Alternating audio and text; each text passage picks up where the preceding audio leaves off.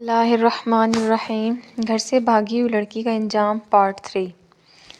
نوکر کی ماں نے بتایا کہ چھیمو جب غائب ہوئی تو نوکر بھی ساتھ ہی غائب ہو گیا، لیکن چھیمو کے گھر والے نوکر کی ماں کو بتاتے رہے کہ چھیمو کسی گاؤں میں گئی ہے اور نوکر کو اس کے ساتھ بھیجا گیا ہے۔ جب گاؤں میں خبر پہنچی کہ چھیمو قتل ہو گئی ہے تو یہ عورت اپنے بیٹے کا پوچھنے لگی۔ چھیمو کے گھر سے اسے گالی گلوچ ملی، کسی نے اسے بتایا کہ وہ تھانے میں ہے۔ ماں تھانے کو دوڑ پڑی، ماں کو اپنا بیٹا دکھائی دیا تو دوڑ کر اس تک پہنچی، مگر بیٹے نے ماں کو پہچانا نہیں۔ کسی نے اسے کہا کہ اس کے بیٹے کو مارا پیٹا گیا جس سے اس کا دماغ بگڑ گیا ہے۔ اس عورت پر توجہ مرکوز کرنے کی وجہ یہ تھی کہ یہ عورت اس کلاس سے تعلق رکھتی تھی جو چھیمو کے خاندان جیسے خاندانوں کی پیدائشی نوکر اور غلام ہوتی ہیں۔ اس کلاس کے بچوں کو پہلا سبق یہ ملتا ہے کہ وہ ان زمینداروں اور جاگیرداروں کی خدمت کے لیے اور ان کا حکم خواہ وہ کتنا ہی گھٹیا ہو بجا لانے کے لیے اور ان کے گناہوں کی گٹھڑی اپنے سر پر اٹھانے کے لیے پیدا ہوئے ہیں۔ اس کلاس کو حویلیوں، چوباروں اور زرخیز کھیتوں سے اتنی روٹی ملتی تھی جو انہیں صرف زندہ رکھتی تھی۔ نوکری اور مشقت کرنے والی ان عورتوں کو عشق و محبت اور ناجائز تعلقات میں پیغام رسانی یعنی خفیہ ملاقاتوں کے لیے وقت اور جگہ ایک دوسرے کو بتانے کے لیے استعمال کیا جاتا ہے۔ راز کو سینے میں دبائے رکھنے کے لیے ان کی منت سماجت نہیں کی جاتی۔ ان کے لیے آنکھ کا اشارہ بھی حکم کی حیثیت رکھتا ہے کہ راز کو راز رکھیں اور منہ بند رکھیں۔ اس کلاس کے لوگوں کو جھوٹی گواہیوں کے لیے عدالتوں میں بلایا جاتا ہے، ان سے لاشیں غائب کروائی جاتی ہیں۔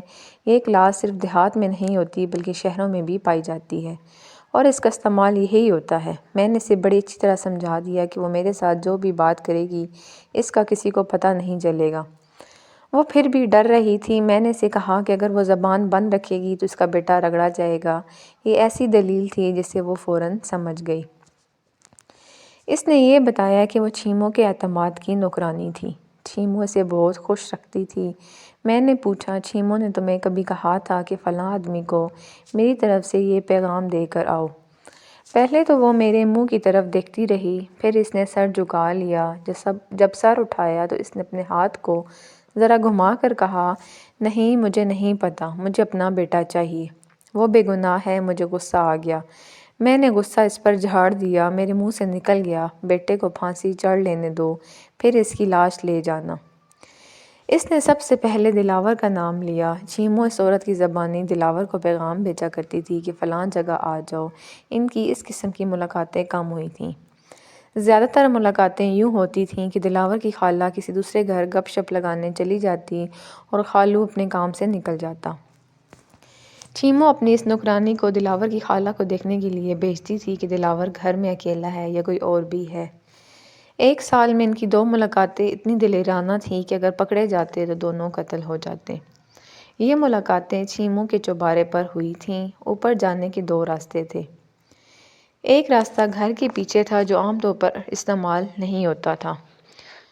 چھیمو نے نوکرانی کی زبانی پیغام بھیجا کہ رات کو ادھر کے دروازے کی کنڈی کھلی ہوگی۔ دلاور 1 سال بعد اپنے گاؤں چلا گیا تو نوکرانی نے چھیمو کو اکیلے بیٹھے روتے دیکھا۔ 10-12 دنوں بعد دلاور پھر آیا اور 3-4 دن خالہ کے گھر رہا۔ نوکرانی چھیمو کے کہنے پر دلاور سے ملی اور ان کی ملاقات ہوئی۔ اس کے بعد چھیمو کے لاپتہ ہونے تک 3 مہینے گزر گئے۔ اس عرصے میں 3 بار دلاور چھیمو کے گاؤں آیا۔ نوکرانی کو نہیں معلوم تھا کہ انہوں نے بھاگنے کا پروگرام کس طرح طے کیا۔ نوکرانی نے میری پوچھ گچھ میں یہ بھی بتایا کہ اسے پکا شک ہے کہ دلاور کی خالہ کو ان کی ملاقاتوں کا علم تھا۔ میں نے نوکرانی کو بہت تسلیاں دی اور وعدے کیے کہ اسے اس کا بیٹا بالکل صحیح سلامت مل جائے گا۔ دلاور اور چھیمو کی عشق بازی گناہ سے پاک تھی، اس کا میرے پاس پکا ثبوت موجود تھا اور یہ ثبوت پوسٹ مارٹم کرنے والے ڈاکٹر نے دیا تھا۔ نوکرانی کے ساتھ خاصا وقت گزر گیا۔ مقتولہ کا جنازہ جا چکا تھا۔ میں نیند اور آرام کو بھول گیا اور دلاور کی خالہ کو بلا لیا۔ اس نے میرے آگے جھوٹ بولے تھے پہلے، اب بھی اس کے چہرے پر گھبراہٹ تھی، لیکن میں نے اس کی گھبراہٹ دور کرنے کی کوشش نہ کی۔ آتے ہی میں نے اسے کہا، اب جھوٹ بولو اور دیکھو تم کس طرح حوالات میں پہنچتی ہو۔ اونچے خاندان کی معزز عورت تھی، بے عزتی برداشت نہیں کر سکتی تھی۔ میں اس کی اسی کمزوری کو استعمال کر رہا تھا۔ میں نے کہا، تمہاری عزت اسی میں ہے کہ سچ بولو۔ اب بھی پردہ ڈالو گی تو سارے گاؤں کے سامنے تمہاری عزت سے پردہ اٹھ جائے گا۔ میں نے پوچھا کیا تمہیں معلوم تھا کہ چیمو دلاور کے ساتھ گئی تھی؟ اس نے کہا نہیں اللہ کی قسم مجھے معلوم نہیں تھا۔ میں غصے میں بولا تم بکواس کرتی ہو، ان کی ملاقاتیں تمہارے گھر میں ہوتی تھیں، تم صحن میں پہرا دیتی تھی، اب بولو جھوٹ کہ ان کی ملاقاتوں کا تم کو علم نہیں تھا۔ اس نے ہلکی آواز میں کہا جی ہوتی تھیں ملاقاتیں۔ میں نے کہا پہلے جھوٹ کیوں بولا؟ وہ روتے ہوئے یہ بولی دلاور میری بہن کا اکلوتا بیٹا ہے، میں اس کو پکڑوا نہیں سکتی۔ میرے آگے ہاتھ جوڑتے ہوئے یہ بولی کیا آپ اس کو پکڑ لیں گے؟ سب کچھ سچ سچ بتا دو، تمہارے بھانجے کو بچانا میرا کام ہے۔ چیمو اور دلاور ایک دوسرے کے لیے پاگل ہو چکے تھے، وہ چوری چوری اکٹھے بیٹھتے تھے، لیکن میں اپنے سر پر قرآن رکھ کر کہتی ہوں دونوں نے مجھے نہیں بتایا تھا چیمو دلاور کے پیچھے گھر سے نکل جائے گی۔ بے وقوف کی بچی نے ذلیل حرکت یہ کی کہ گھر سے زیور اور پیسے بھی اٹھا کر لے گئی۔ دلاور نے زیور اور پیسے کیا کرنے تھے؟ اس کے گھر تو سونے چاندی کی ندی بہتی ہے۔ میں نے پوچھا تمہیں پہلے اگر معلوم نہیں تھا تو پھر کس طرح پتہ چلا کہ چیمو دلاور کے ساتھ گئی ہے؟ اس نے کہا دلاور نے خود بتایا تھا، وہ جب میرے پاس آیا تو میں نے اس سے کہا کہ چیمو کل رات سے اپنے گھر سے لاپتہ ہے، تب دلاور نے بتایا